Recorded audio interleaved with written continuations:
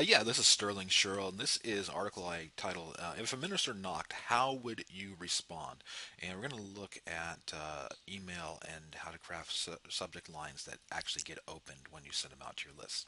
So 6 months ago, I had a conversation with a stranger that really changed my life. The thing was, I started it without knowing the impact it was actually going to have. I had wanted to add copywriting to my business offerings. The only problem, I had never written a word of copy for anyone else but myself. And I don't want to say I'm a novice at copywriting. I was a pastor for over a decade, and to prepare for that, I had gone to a Christian school to equip me for that role. I know how to create sermons with catchy titles, introductions, supporting points, and conclusions that are intended to stir emotions, to cause an action. It could be from giving a life commitment to giving money, volunteering, or just forgiving oneself or others. Sermons are the religious equivalent of direct response copywriting, in my opinion.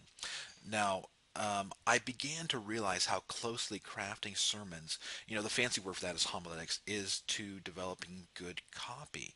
So that's why I wanted to start getting into this industry and putting into my offerings for others. Now, I'm not shy, so if I intended to break into the industry with the big boys and girls, I needed to get someone big in the industry I could work with.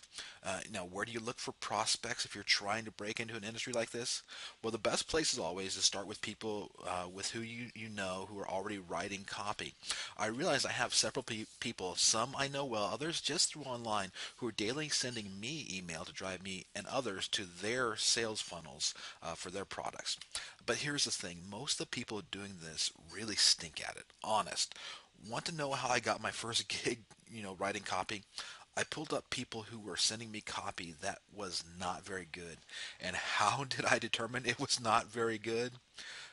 The same way that you could, if you have Gmail, all you have to do is go in and I sorted my email by the subjects not opened.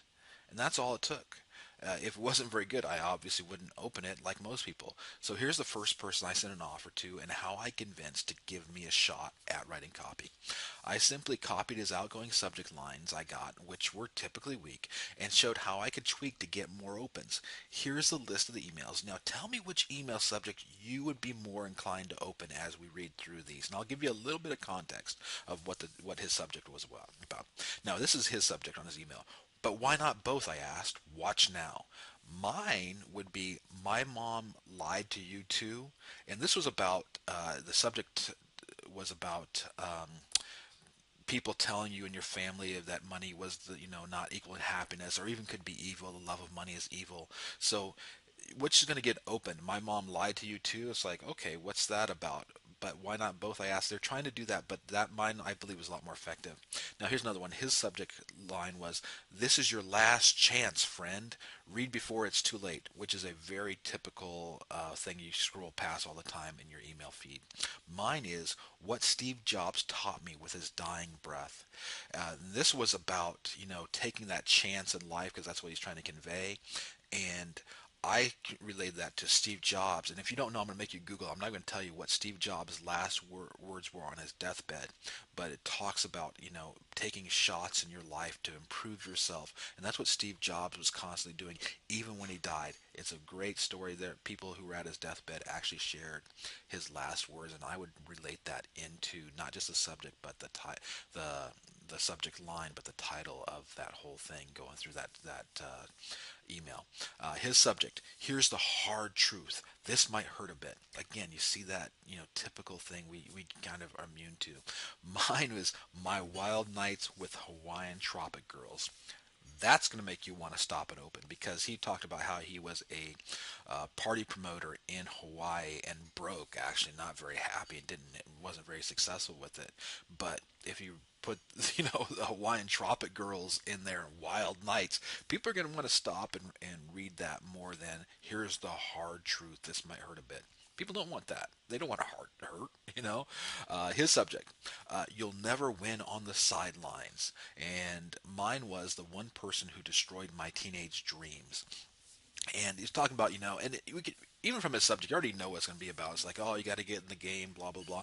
Mine was the one person who destroyed my teenage dreams, which is happens to 98% of the people in high school who didn't go on to college athletics, was because a coach didn't like them. And this is the topic would be, how you have to take responsibility for yourself in life and not blame other people, which so many people do, and say I could have been more successful if it wasn't for that one person who didn't give me a shot.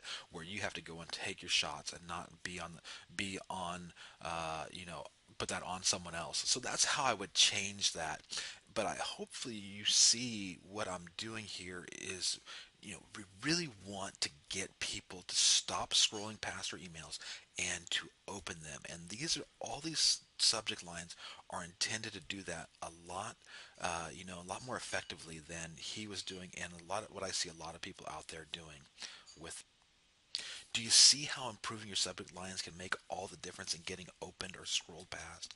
When you send out email to your list, take the time to be creative. Make a hook. People are looking to reward you with their first investment, which is your attention.